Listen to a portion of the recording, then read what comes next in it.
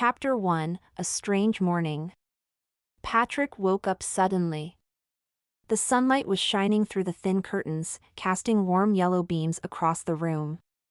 He blinked a few times, feeling confused. Something was different. Beside him, Evelyn, his wife, was still sleeping peacefully. Normally, they woke up together, almost like clockwork. Patrick glanced at his watch on the bedside table. It was 7:30. His eyes widened. That couldn't be right. They always woke up at exactly 9 o'clock every single day. He couldn't remember a time he had ever woken up earlier than that. He lay back for a moment, trying to figure out why this felt so strange. It wasn't just him. Everyone in the city woke up at the same time every morning. It was something they never thought about, it just happened. Patrick sat up in bed. The room was quiet except for the soft sound of Evelyn's breathing. He swung his legs over the side of the bed, careful not to wake her. Slowly, he stood up and walked to the window. He pulled back the curtains and looked outside. The city below was unusually still. There were no cars on the roads, no people walking the streets. It was as if the world was frozen, waiting for 9 o'clock to bring it to life. Patrick rubbed his eyes and looked again, but nothing changed. The streets remained empty, the silence almost too loud. "What is going on?" he whispered to himself. He turned back to the room. Evelyn hadn't moved. Patrick walked to the chair in the corner and sat down. His mind raced with questions. Why had he woken up early? Why did everyone wake up at exactly the same time every day? And why did the city feel so strange this morning? 2 hours passed. Patrick stayed in the chair, thinking. When Evelyn finally opened her eyes, she saw him sitting there, still in his pajamas. "Patrick? What are you doing?" she asked, her voice soft and sleepy. "I woke up early," he said. Evelyn frowned. "Early? Why would you do that?" Patrick hesitated. I don't know. It just happened." She sat up and stretched. "That's odd. You never wake up early. Is something wrong?" "No, nothing's wrong," he replied quickly. But in his heart, Patrick wasn't sure that was true. Something was wrong, he just didn't know what. Chapter 2: Breakfast and Questions. Patrick and Evelyn stepped into the lift together. Inside, Tom, the sports organizer, was already there. He smiled at them. "I hope you're both ready for the tennis match," Tom said cheerfully.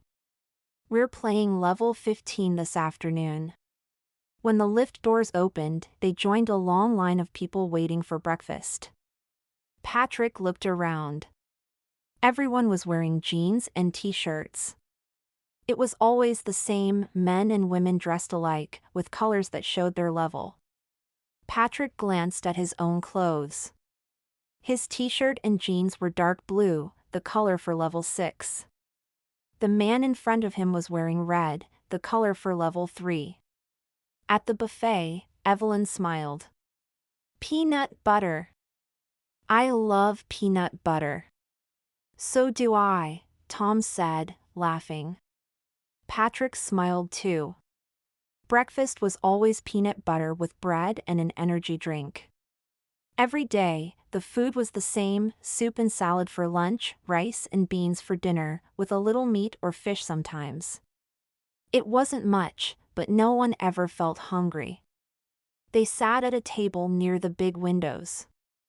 Outside, Patrick could see the large swimming pool. Families with children lived on the other side of the pool, but Patrick realized something strange: the youngest children there were about 9 or 10 years old. Patrick thought hard. "No children have been born here," he whispered to himself. If the youngest are 9 or 10, we've been here at least that long. He felt a small sense of pride for figuring this out. But as he looked around, Patrick felt uneasy. Was anyone watching him? He threw his food away quickly and walked back to Evelyn's table. On the way, he noticed Robert sitting alone. "Good morning, Robert," Patrick said. "How's your leg? Is it better now?" Robert looked confused. "My leg? There's nothing wrong with my leg. Don't you remember?" Patrick said.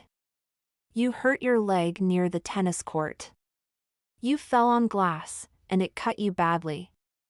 They took you to the hospital in a helicopter." Robert frowned. "I've never been to the hospital or in a helicopter. Are you joking?" Patrick stared at Robert's leg. There was a scar, he was sure of it. But Robert kept smiling as if nothing was wrong. "Patrick, are you okay?" Tom's voice interrupted. He was standing behind Patrick. "I was just talking to Robert about his leg. He got hurt, and they took him to the hospital. You were there, Tom. Don't you remember?" Tom didn't smile. "Patrick, can you come to my office after breakfast? We need to talk." Patrick looked at Tom closely. He was the organizer for level 6, but Patrick suddenly felt like he couldn't trust him. "No, I can't," Patrick said quickly. "I'm busy." "Busy? What do you mean?" Tom asked, surprised. But Patrick didn't answer. He turned and walked out of the restaurant. Chapter 3, the 30th floor. Patrick hurried to the lift. He pressed the button, and the doors opened. He stepped inside just as he saw Tom running down the hallway toward him. Patrick pressed the closed door button. As the doors shut, he looked at the control panel. There were buttons for all 30 levels. He hesitated, then pressed the button for level 30. The lift stopped, and Patrick stepped out. The hallway on this floor was quiet and empty. The doors here were bigger, and there was more space between them. Everything felt strange and unfamiliar. Then Patrick heard a bell. He turned to see another lift door opening. His heart sank as Tom stepped out. "Patrick," Tom said, his voice steady but cold. "You shouldn't be here." Patrick didn't respond. He turned and walked quickly down the hallway. Tom followed. "You're breaking the rules," Tom continued. "This floor is restricted." Patrick reached the end of the hallway and stopped. There was a large window that overlooked the city. From here, it looked different, too perfect, like a painting. He turned to face Tom. "What's really going on here?" Patrick demanded. Tom smiled faintly. "Go back to your apartment, Patrick. Forget you were ever here." But Patrick didn't move. He noticed a door nearby, slightly ajar. Without thinking, he pushed it open and stepped inside. Chapter 4, the surveillance room. Patrick froze. The room was filled with screens, each one showing live footage of different parts of the city. Some screens displayed people in their apartments, others showed the swimming pool, the restaurant, and even the tennis courts. Patrick's stomach turned. "You're watching us? All the time?" Tom stepped inside behind him. "It's for your safety." "My safety? Or control?" Patrick snapped. Tom didn't answer. Instead, he gestured toward a screen showing Patrick's apartment. There he was, sitting by the window earlier that morning. "You woke up at 7:30, Tom said. "That's not supposed to happen." Patrick stepped back. You're monitoring when I wake up. Tom's expression hardened. We monitor everything. You're part of the system, Patrick. We can't have anyone disrupting it. Patrick didn't wait to hear more. He pushed past Tom and ran back to the lift. Chapter 5: Evelyn's Discovery. Back in their apartment, Evelyn noticed Patrick's side of the bed was empty. She got up, calling his name. When there was no answer, she decided to check his watch on the bedside table. She picked it up and frowned. It had stopped at exactly 7:30. Strange, she thought. Watches never stopped working here. Everything in the city was perfectly maintained. She slipped the watch into her pocket and decided to find Patrick. Chapter 6: A Secret Meeting. Patrick was pacing in the apartment when Evelyn returned. He told her everything about the 30th floor, the surveillance room, and what Tom had said. Evelyn was silent for a moment, then pulled the watch from her pocket. Look at this. It stopped at 7:30. Isn't that strange? Patrick stared at the watch, his mind racing. Before he could say anything, his tablet beeped. It was a message from Robert. Patrick, meet me at the tennis court tonight. Come alone. Patrick showed Evelyn the message. Should I go? Evelyn hesitated. It could be a trap. Or it could be a chance to learn the truth, Patrick said. Chapter 7: The Hidden Truth. That night, Patrick found Robert waiting near the tennis court. Patrick, they're lying to us, Robert whispered. This city isn't what it seems. What do you mean? Robert leaned closer. Do you remember when you said I hurt my leg? It's true. But they erased my memory of it. They can control what we remember, Patrick. Patrick's breath caught. Why would they do that? To keep us here. To make us follow their rules. Robert handed Patrick a small device. This will disrupt the cameras for a short time. Use it when you need to escape. Chapter 8: The Confrontation. The next morning, Tom appeared at Patrick's door. Patrick, Evelyn, I need to speak with you, he said. Patrick tensed. What is it, Tom? You've been asking questions, Tom said. Dangerous questions. Evelyn stepped forward. We have a right to know the truth. Tom's expression darkened.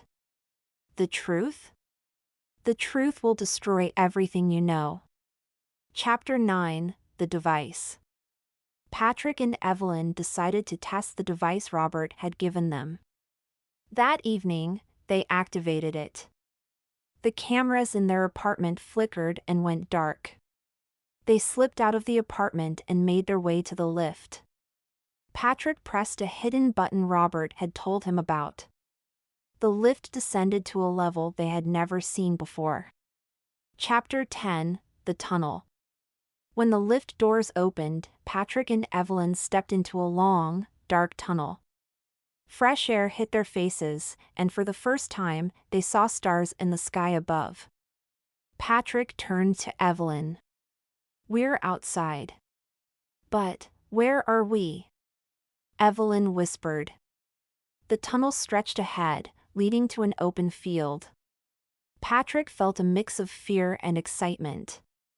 Chapter 11: The Pursuit. As they moved through the field, alarms sounded behind them. Patrick looked back and saw figures in the distance, guards from the city. We have to keep going, Patrick said, pulling Evelyn along. The field ended at a dense forest.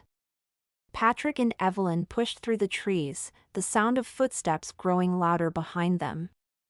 Chapter 12: Freedom. When they finally broke through the forest, Patrick and Evelyn found themselves on a hill overlooking a vast landscape. For the first time, they saw the world as it truly was, expansive and untamed. Patrick took Evelyn's hand. We're free, he said. But what now? Evelyn asked. Patrick looked out at the horizon. Now, we find out what's really out here. The story had just begun.